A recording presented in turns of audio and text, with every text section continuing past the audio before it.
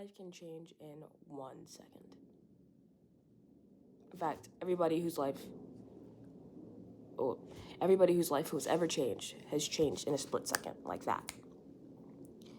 But by now, everybody knows that it's not just everything just all of a sudden is granted to me. Yay, thank you, God, I've gotten this thing overnight. No, it is the years and the years and the years of work that lead to the overnight success like that. I mean, you have to grind yourself into dust so that God can add the water and remold you back into a person. Ooh, do you like my analogy? I like my analogy. Okay, so you can add the water, put you back on the potter's stand, and mold you back into exactly who you want to be. To become who you want to be, you have to die to who you used to be. And this is not metaphorical, just so you know. This is literal, this is real. You literally have to die. Everything that you knew, everything that you identified with, you can no longer identify with. Those friends, those families, those places that you used to go, if you want something new, you must let go of it. Unless you don't want to. If you want to keep living the same way that you are right now, then don't change anything. And that's okay, nobody's blaming you for that. That's fine, that is acceptable. Sorry, I just got a notification. But you need to make a choice. Which one are you gonna do? And if you decide that you want to die to yourself now, here's what it's going to look like, okay? You're going to go through this process called the death and rebirth process. The death happens, but you don't notice that you're dying. You notice that everything around you is dying first. I mean, the relationships with friends and family, the job not fitting who you are anymore, everything that you used to like, you despise, or it's just not to your liking anymore. And then your environment all of a sudden starts to look different. Everything just looks desolate. There is no life in that place anymore. That's a direct reflection of what's happening inside of yourself. Everything that you experience outside of yourself is a reflection of what's happening internally. Remember that, okay? So this is gonna sound weird, but you might even see more dead bugs around the house, or you might hear about death around the news, okay? You only attract what you are internally. Please remember that. Which means that all of a sudden your partner is gonna break up with you, or you're gonna break up with your partner. Like I said, if you're not ready to die to yourself, then do not go on that journey. Don't you dare. Don't ask God. If this is not for me, if you have a better life for me than this, please show me, because that's the one prayer that he answers swift. Swift as lightning. That's how fast he answers that prayer. God, if this thing is not for me, please remove it. That is one prayer that God will answer ASAP, because he wants nothing but the best for you.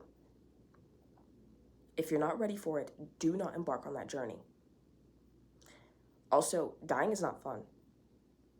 And you can die multiple times. Sometimes it takes, more than often, it takes multiple times for you to die to your current self, for you to finally discover what your final form looks like. And even after all of that, we still have to die one more time before we meet the man upstairs.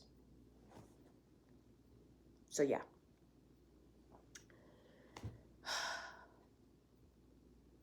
Eventually, after everything is just done, you're going to feel really alone.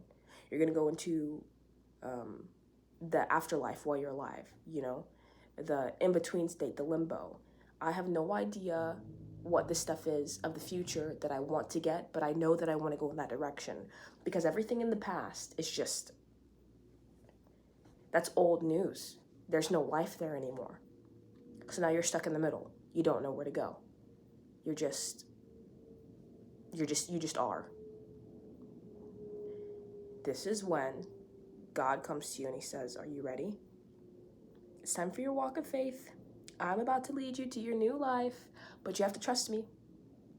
And you're like, actually, I don't like that you want to tell me where to walk. I thought that I was going to be the one walking.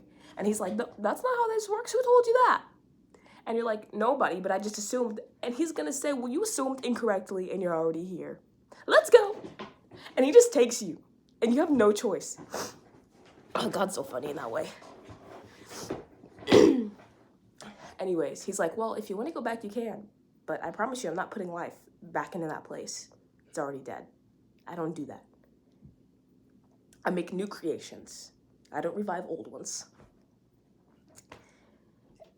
Eventually, you're forced to surrender. And you have to walk with him. But it's always for your greater good. This is going to look like God has physically blindfolded you. You are strung into this new job out of nowhere. You stumble across these new friends at a park that you're just sitting at because you have nothing else to do. Being at home is lame. Scrolling on your phone is lame. Maybe you find a new hobby like reading or dancing or singing or drawing. Everything creative, however, is what you're going to be embarking in, because creativity is what sparks the newness of your new life. Come on, he's the creator. Isn't he going to breed creativity, right? Eventually, you're going to find that you are in a whole new setting. You're in a whole new chapter of your life. This is a completely new movie, right? The color of your walls have changed. You're no longer constantly in your bedroom sitting there doing nothing. You're no longer constantly at the park. You're not just sitting in your car. You're not just reading. Now, it's going to feel like you've blinked all of a sudden and wow, like, my life has really changed. I'm sitting across the table from my new partner, and we're talking about whether or not we want a cat. Oh no, we both hate animals, right? I'm going out on Saturday nights with friends who don't want to drink, but they just want to have a movie night with popcorn and grape juice because we're all sober. I'm sitting across from my other group of friends who I have different interests with, and we're having a book night. We're having a little reader's room, a little reading club. Whenever you see yourself in this new place, because that's how fast it happens, God blindfolds you. He kind of distracts you with something over here because your blessing's right over there, or sometimes it's right in front of you. And then all of a sudden you're reborn. You're wearing new clothes. You talk differently. You speak differently. You carry yourself differently. This is all a blessing. Okay? And whenever you finally go, blink, oh man, I'm in a new spot. This is nowhere that I thought I would be, but this is amazing. Then that's when you thank him. And I'll say, no problem. And that sense of gratitude is what's going to keep your blessings alive.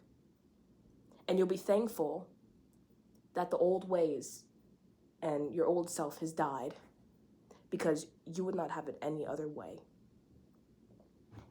As simple as that. All right, I think that's the end of the video. Yeah, man, stay prayed up. I love you so much. I'll talk to you later. Bye.